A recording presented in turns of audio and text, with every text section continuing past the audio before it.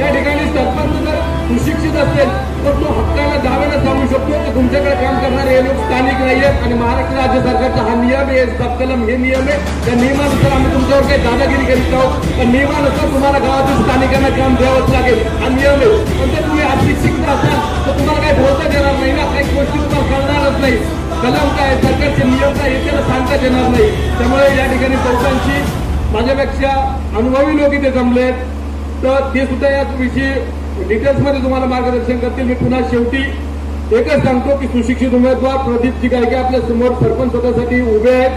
भरघोस मतांनी त्यांना निवडून द्यायचं आहे. त्यांच्यासोबत असलेले सर्व जे अधिकृत पॅनलमध्ये लोक आहेत, वार्ड क्रमांक 1, 2, 3 मध्ये जे अधिकृत उमेदवार आपल्याला लाभले, कुठली दगाबाजी न करता प्रत्येक पॅनलमधून प्रत्येक जण आपल्याला या ठिकाणी निवडून द्यायचं आहे. या ठिकाणी मला एक बोलण्याची संधी दिली त्याबद्दल पुन्हा मी आपले आभार मानतो. जय हिंद, जय महाराष्ट्र, जय भीम.